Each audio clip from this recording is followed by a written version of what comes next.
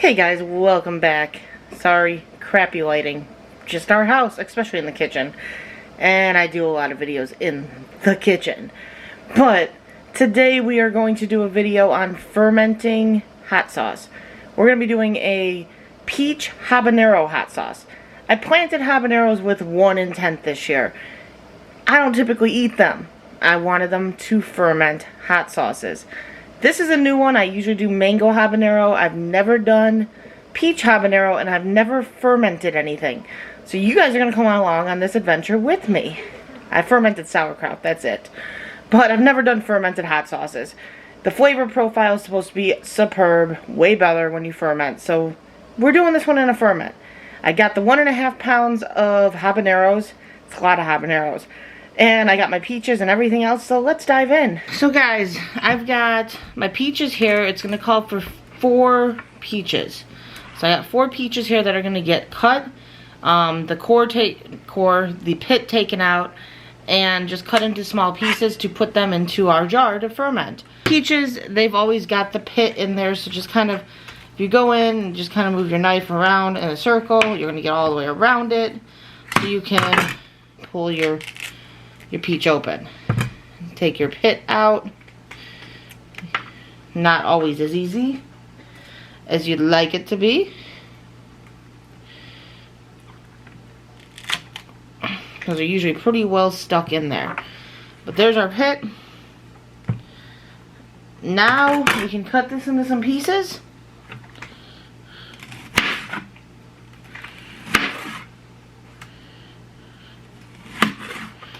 The garden has just been producing mad, so we've got a lot of stuff coming out of it.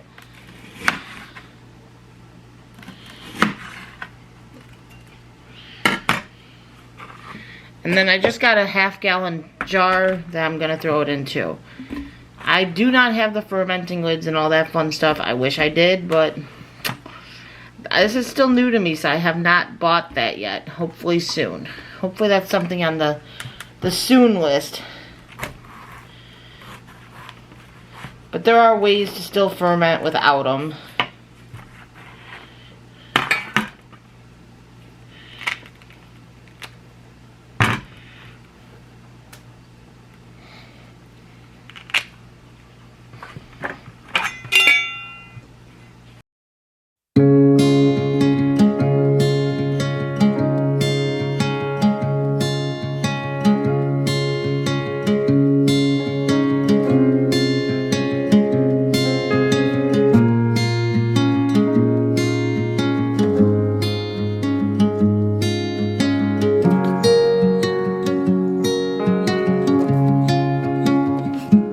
So we have 1.5 pounds of habaneros, so I'm just going to divide this in half.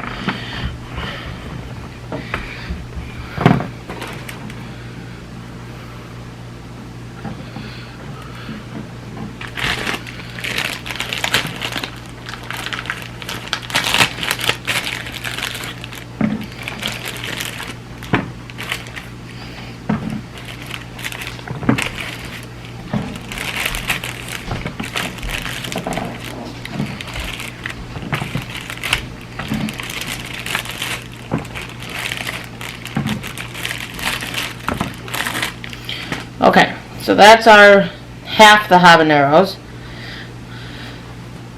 I just don't want to run into, oh no, we don't have enough. So you're going to de-stem these guys. And you do not need to de-seed them unless you choose to. You may want to. Highly recommended. You're not like me and you are not sitting here doing this with no gloves on.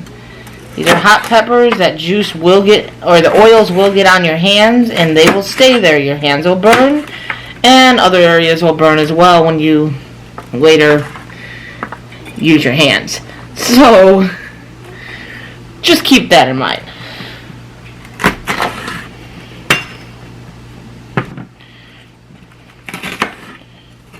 So we're just cutting this up.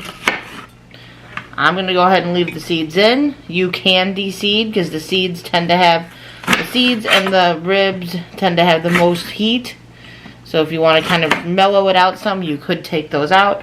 You could also switch it up and actually use less habaneros and kind of do half habaneros, half a sweet pepper. That's up to you.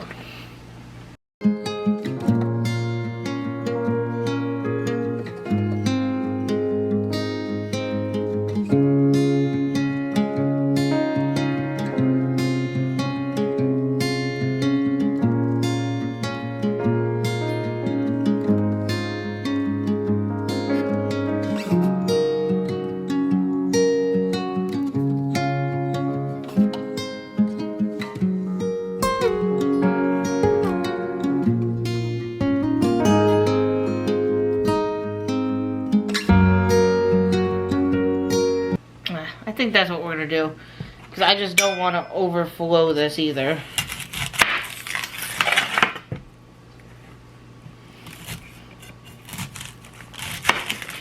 So then you're going to get a red onion, and it's supposed to be half of a red onion for the whole recipe. So if you have a big enough container to put it all in there, then you do half a red onion into the container. In my case, since I'm having to split it, I'm going to do a quarter of the red onion into each one. And the rest of the onion will just have to go in my fridge for later use.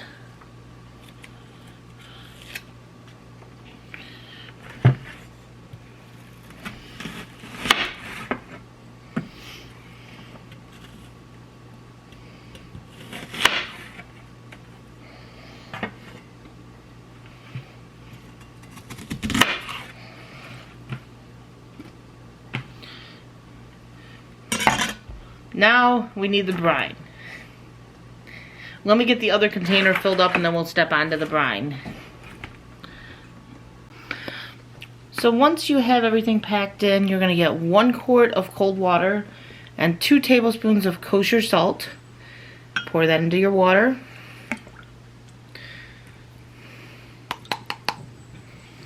And then stir it till it's dissolved.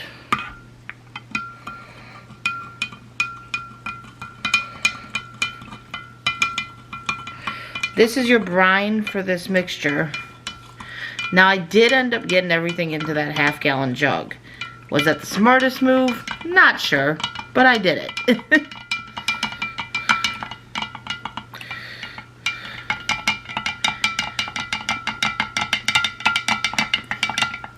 Again, I'll stress, wear gloves when handling these because I've already got the burn going on my skin. I've touched my face. Probably will eventually touch my eyes.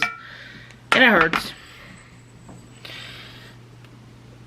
So once that's all dissolved, you're going to, technically you should add your fermenting weight as well. I don't have that, but you're going to pour your mixture in.